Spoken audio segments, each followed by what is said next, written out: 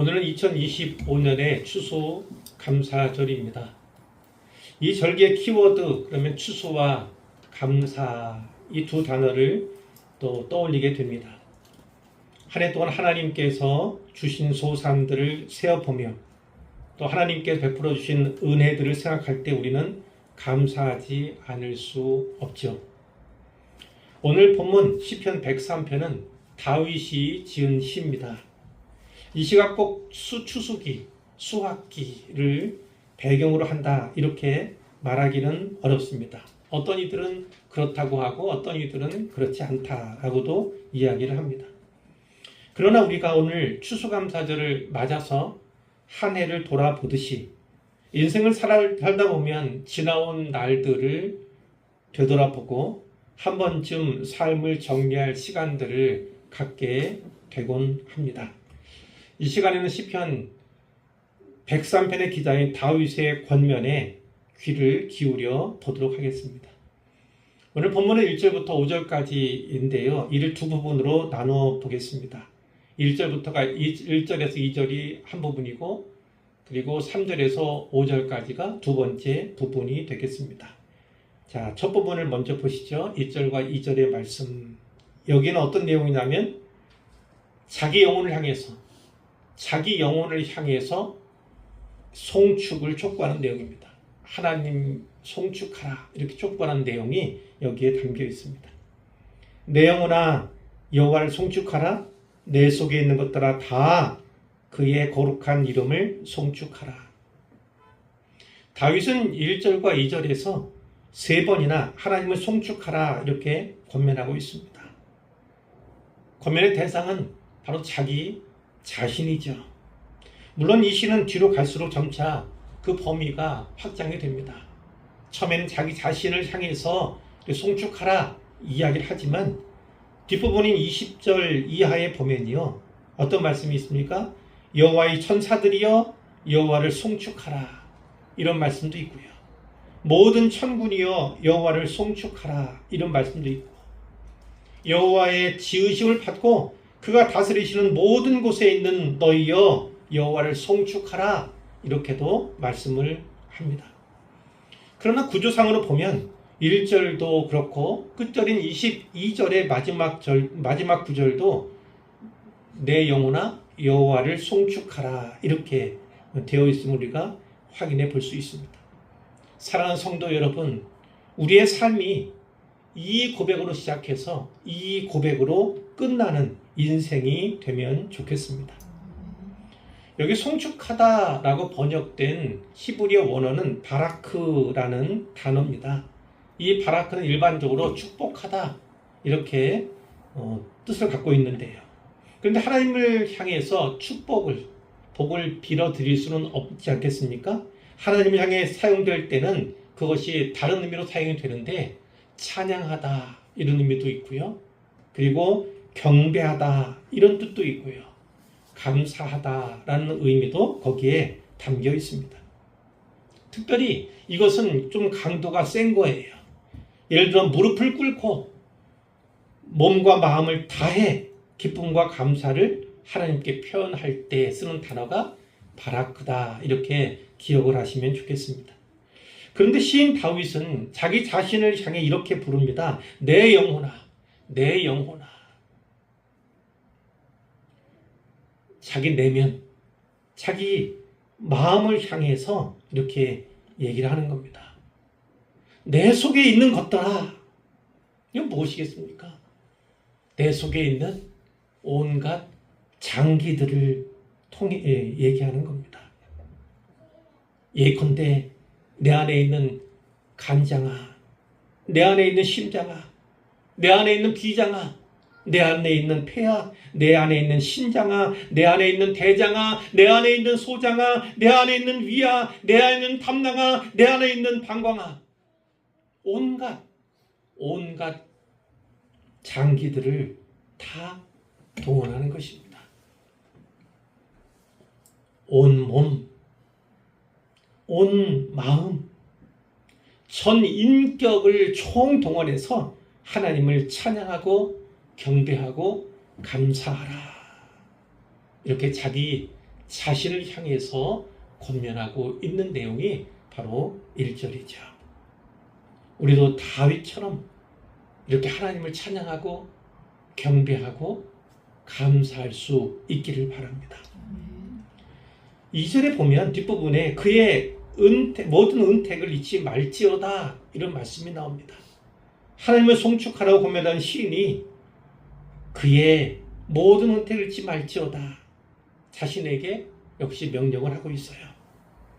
여기 그의 모든 은택은 하나님께서 행하신 일을 말합니다. 하나님께서 베풀어 주신 온갖 은혜와 혜택을 말하는 거예요. 이 은택은 일반적인 것이 아닙니다. 하나님을 믿고 섬기는 자에게 주시는 복과 은혜를 은택이란 단어로 표현하고 있는 것입니다. 그런데 그 모든 은택을 잊지 말라 이렇게도 말하고 있죠. 잊지 말라에 사용된 이 있다라는 단어, 이 있다라는 단어는요, 자연스럽게 시간이 오래 지나면 잊혀지는 것들이 있지 않습니까? 이렇게 자연스럽게 잊혀지는 것을 말하는 것이 아닙니다. 여기엔 다분히 의도성이 있는 거예요. 알고 있어요. 잊지 않았어요. 기억하고 있어요. 그래도 불구하고 의도적으로 무시하려 하는 태도와 행위를 가리키는 단어가 바로 여기에 쓰인 있다라고 하는 단어입니다. 여러분, 인간은요, 쉽게 잊는 존재입니다. 뿐만 아니라 의도성을 가지고 종종 잊은 채 하는 존재이기도 합니다. 반면에 성경에서 기억은 신앙의 행위로 종종 나타나죠. 하나님이 행하신 은혜를 잊지 않을 뿐만 아니라 잊지 않으려고 의도적으로 힘쓰고 애쓰는 것, 이것이 바로 성경이 말하는 기억한다는 것의 진정한 의미입니다. 부디 하나님께서 행하신 모든 일들을 더 잘 기억해내려고, 선명히 기억해내려고 애쓰고 힘쓰는 모든 분들이 되시기를 바랍니다. 두 번째 부분은 3절에서 5절까지입니다. 여기에는 송축하라, 송축하라, 송축하라 했는데 그 송축해야 할 이유가 무엇인가에 대해서 기록한 내용이에요. 무엇을 왜 송축해야 하는가? 왜 송축해야 하는가? 한마디로 말하면 하나님의 은혜 때문이다. 이런 내용이겠죠. 자, 하나님을 믿으면 하나님께 주시는 특별한 은택으로 나눴잖아요. 자, 어떤 은택을 누릴 수가 있는가? 하나님을 믿는 자에게 어떤 은혜를 주시는가? 시인 다윗은 주로 이 3절부터 5절까지에서요, 분사를, 문법적으로 분사라고 합니다. 분사를 사용하여 하나님을 찬양합니다. 예를 든다면 사하시다, 고치시다, 속량하시다, 관을 씌우시다, 만족하게 하시다, 이 모든 것이 다 분사라는 거예요. 그런데 뒤에 내 청춘을 독수리같이 새롭게 하시는 도다, 이 새롭게 하시는 도다는 좀 다릅니다. 이거는 문법적으로 정형동사라고 합니다. 쉽게 말하면 주동사라는 뜻입니다. 주동사라는 뜻입니다. 예를 들어 이런 거예요. 마태복음 28장 19절부터 20절에 보면 예수님께서 주신 지상명령이 나옵니다. 대위임령이 나오지 않습니까? 그 내용을 아시죠? 그러므로 너희는 가서라는 단어가 나오고, 모든 민족을 제자로 삼아라는 동사도 나오고, 아버지와 아들과 성령의 이름으로 세례를 베풀라는 명령도 있고, 내가 너에게 분부한 모든 것을 가르쳐서 지키게 하라는 그런 동사들도 나옵니다. 그런데 여기에서 가장 중요한 것이 무엇이냐면 바로 제자 삼으라는 것입니다. 다른 것들은 다 보조적입니다. 제자 삼기 위해서 가라. 제자 삼기 위해서 세례를 베풀라. 제자 삼기 위해서 모든 것을 가르치고 지키게 하라. 이런 말씀이에요. 그러니까 오늘 말씀으로 그것을 가져온다면 이거죠. 내 청춘을 독수리같이 새롭게 하시는 것, 하나님께서 주시는 은혜, 새롭게 하시는 은혜를 이야기함에 있어서 앞에 나온 사하시고 고치시고 속량하시고 관을 씌우시고 만족하게 하시는 하나님의 사역을 또 말하고 있다. 그 모든 것이 다 결론적으로 우리를 새롭게 하기 위한 하나님의 일하심이다. 이렇게 이해를 하시면 되겠습니다. 자, 한 가지씩 살펴보도록 합니다. 첫째는요, 하나님은 우리의 죄악을 용서하신다는 겁니다. 3절 앞부분에 있죠. 그가 내 모든 죄악을 사하시며, 사하신다는 건 용서하신다는 것입니다. 용서하신다, 이 말씀이. 하나님께서는 용서하시는 분 아닙니까? 이것이야말로 바로 믿는 자들이 누리게 되는 가장 기본적이고 가장 중요한 혜택이다, 은혜다, 이렇게 말할 수 있어요. 다른 모든 것보다 죄의 문제를 해결받는 것, 죄의 문제를 해결받아서 죄인으로 끝나는 인생이 아니라 의인으로 구별되는 법정적인 은혜를 입게 된 것, 그것만큼 큰 은혜가 없는 것이죠. 근데 여기에 너의 모든 죄악이라고 했습니다. 모든 죄악, 아주 강조하고 크게 강조하는 것이다, 이렇게 볼 수 있는데, 이것은 뭡니까? 죄만 아니라 죄의 모든 결과까지를 망라해서 말하는 거예요. 이 모든 것들을 다 어떻게 한다고요? 하나님께서는 다 도말하신다. 죄 문제를 완전하게 해결해 주신다. 그런 은혜를 바로 신자가 받았다라는 것입니다. 하나님께서 용서하지 못하실 죄는 없습니다. 그리고 하나님께서는 우리의 죄를 없이 하시는 것, 죄 문제를 해결하시는 것만큼 또 기뻐하시는 것이 없죠. 왜 그렇습니까? 죄가 남아있으면, 죄 문제가 해결되지 아니하면 하나님께 나아갈 길이 원천 차단이 됩니다. 거룩하신 하나님께 나갈 자격이 없습니다. 그 자격은 비로소 예수 그리스도를 나의 구주로 믿게 될 때, 섬기게 될 때 가능한 것이죠. 예수님께 십자가에 달려 죽으실 그때 성소와 지성소를 나눴던 휘장이 위에서부터 아래로 쫙 갈라졌던 것처럼 육체가 찢김같이 그 휘장이 찢겼지 않습니까? 그걸 통해서 지성소까지, 하나님의 앞까지 나갈 수 있는 길이 예수님의 십자가를 통해 열렸다는 것을 우리에게 분명히 보여주는 거죠. 신자는 바로 이와 같은 은혜를 입은 자들임을 반드시 기억하시기를 바랍니다. 둘째는 3절의 뒷부분입니다. 하나님은 우리의 병을 고치신다 하는 겁니다. 우리의 병을 고치신다. 그가 내 모든 병을 고치시며, 이렇게 되어 있어요.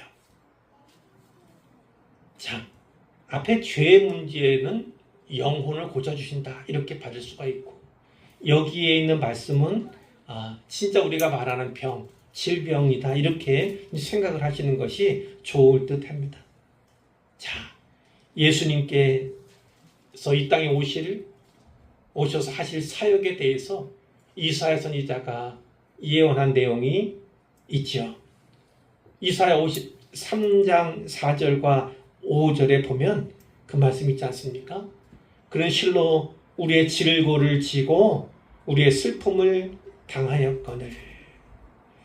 우리는 생각하기를 그런 징벌을 받아 하나님께 맞으며 고난을 당한다 하였노라. 그가 찔림은 우리의 허물 때문이요 그가 상함은 우리의 죄악 때문이라. 그가 징계를 받음으로 우리는 평화를 누리고 그가 채찍에 맞음으로 우리는 나음을 받았도다. 아멘.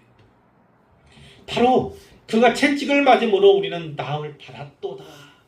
여기에는 모든 질병에 대한 치료의 약속이 담겨 있음을 우리가 분명히 알지요.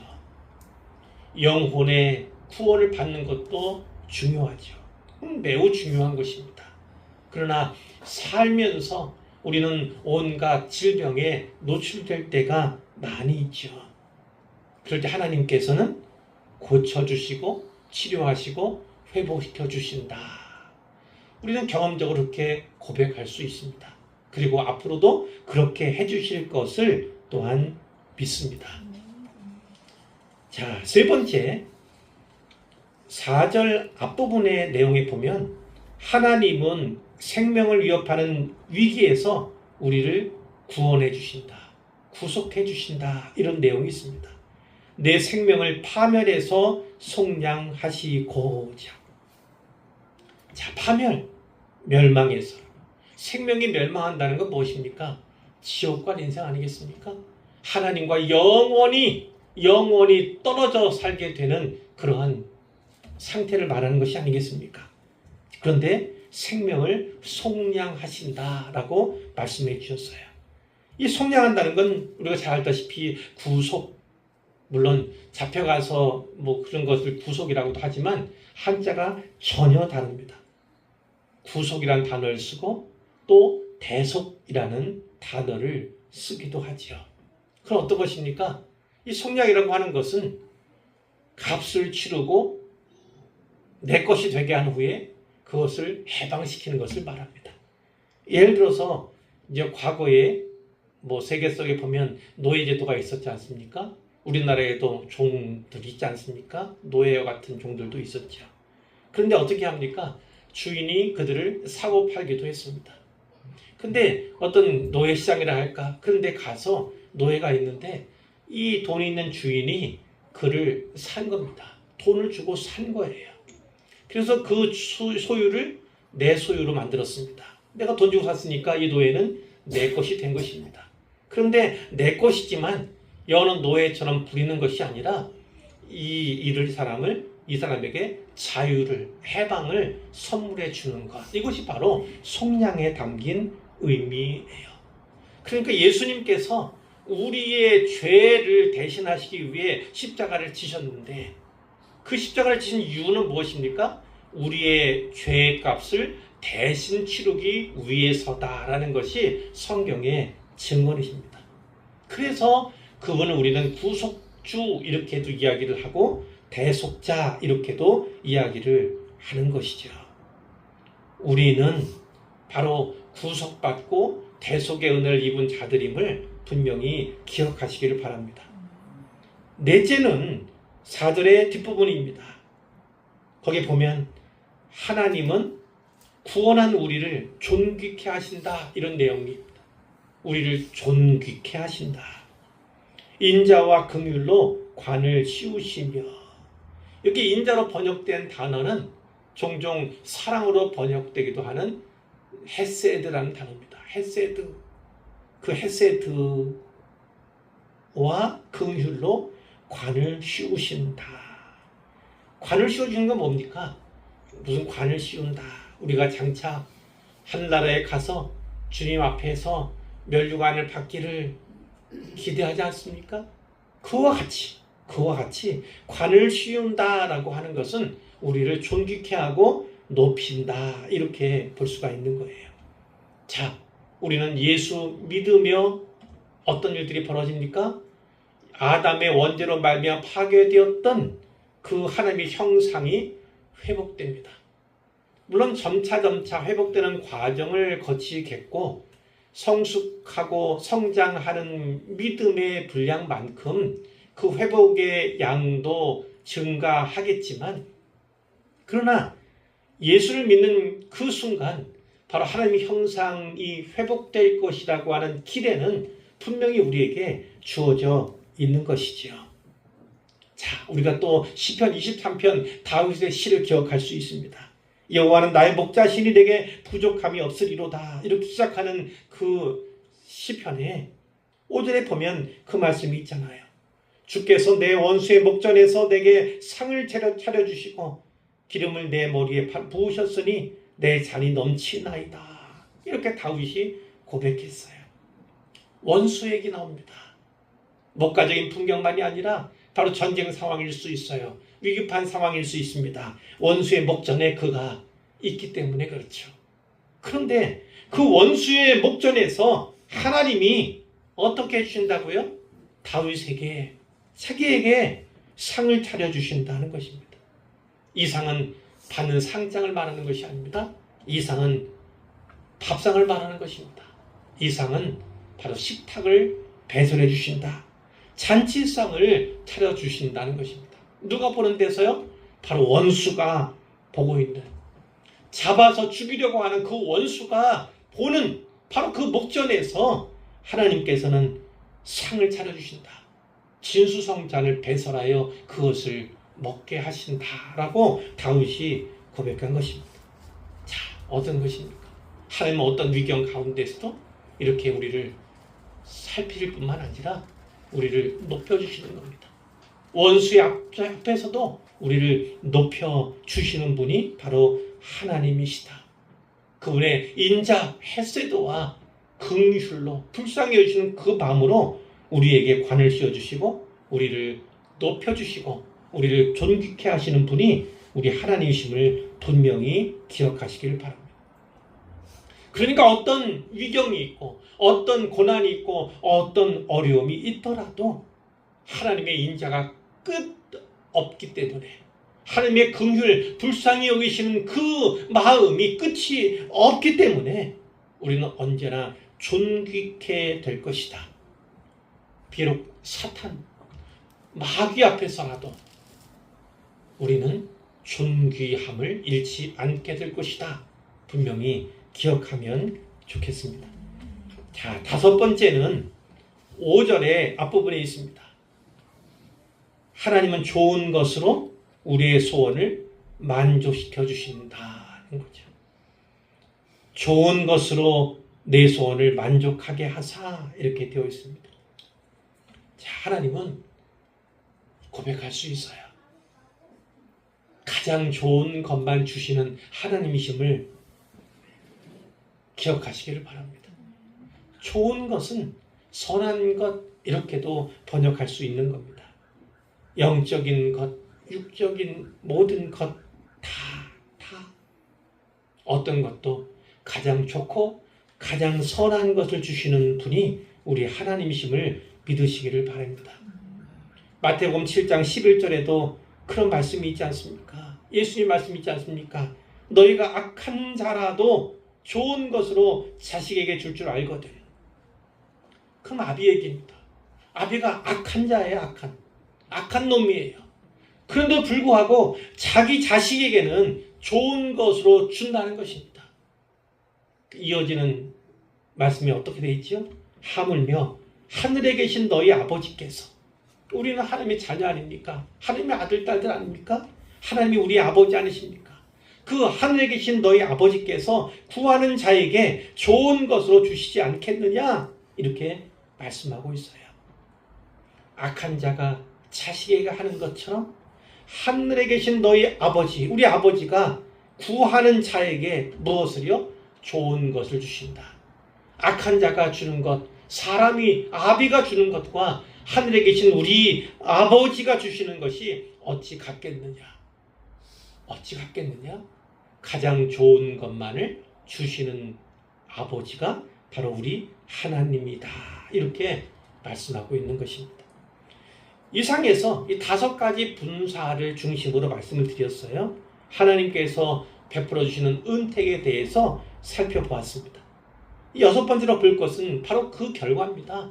이 앞에 나온 5가지 분사로 이루어진 모든 것들, 주신 모든 것들, 그것은 결국 이것을 위해서라는 것입니다. 그것이 5절의 뒷부분에 나옵니다.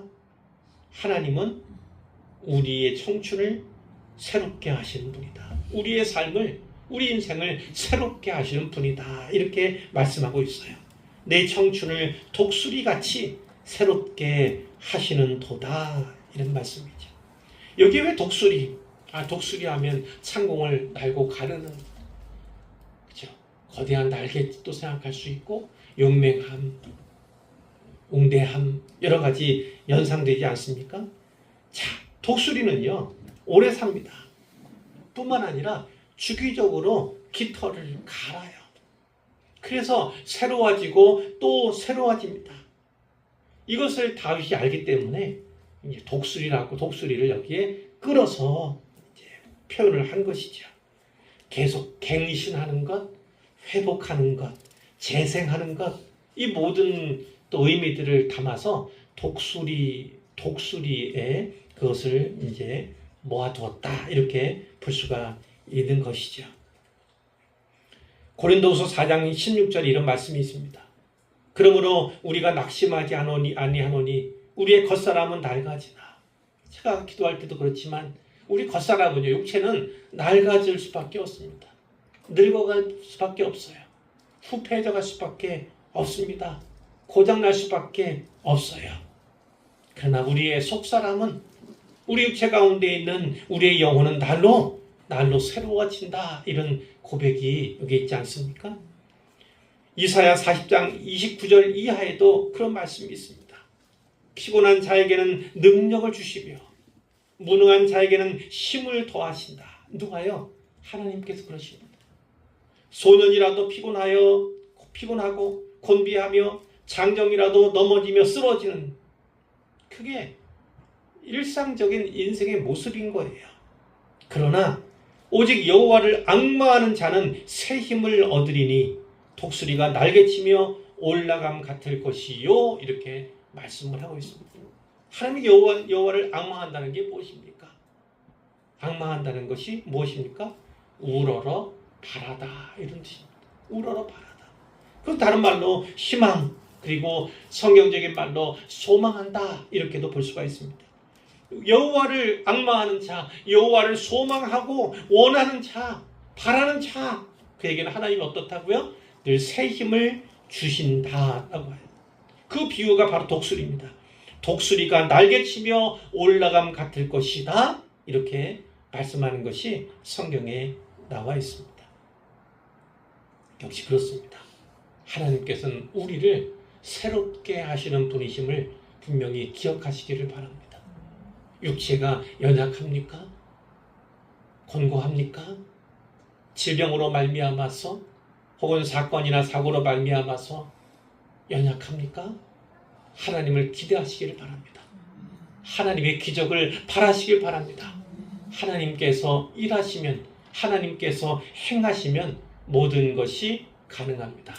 우리 하나님은 완전하신 분, 우리 하나님은 불가능이 없으신 분임을 분명히 믿으시기를 바랍니다. 그러나 중요한 것이 있어요. 바로 여호와를 앙망하는 것입니다. 여호와를 앙망하는 것입니다. 그러면 독수리의 날개치며 올라감 같이 우리를 힘차게 활력 있게 만들 뿐만 아니라 깃털을 계속 가리하면서 늘 새로워지는 것처럼 우리도 그렇게 새롭게 만들어 주실 것입니다. 영혼은 두말할 필요가 없죠. 우리의 영혼은 하나님 여호와를 앙망할 때 늘 새롭게 될 줄로 믿습니다. 자, 이제 결론이에요. 다윗이 자기 영혼을 향해서, 자기 속에 있는 모든 것들을 향해서 권면하고 명령하는 것처럼 여호와 하나님, 그 이름을 송축하시기를 바랍니다.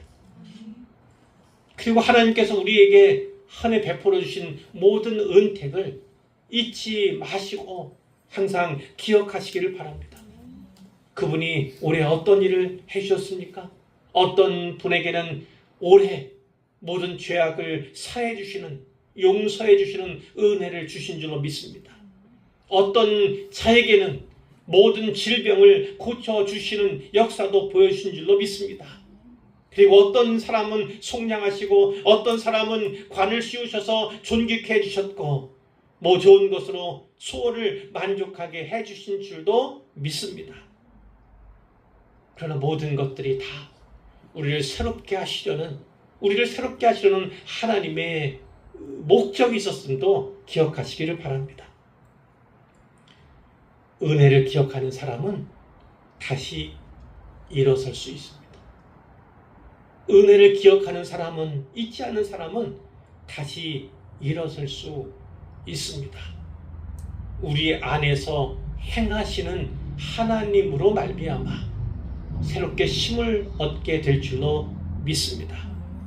그리고 새로워진 삶을 통해서, 새로워진 인생을 통해서 하나님을 영화롭게 하게 될 줄도 믿습니다. 은혜를 잊지 않고 기억하는 사람은 다시 일어나고, 은혜를 잊지 않고 기억하는 교회도 결코 쇠하지 않습니다. 이 사실을 마음에 잘 생각하셔서 내 청춘을 독수리같이 새롭게 하실 그 하나님께 온 마음을, 온 뜻을, 온 몸을 들이실 수 있기를 간절히 소원합니다.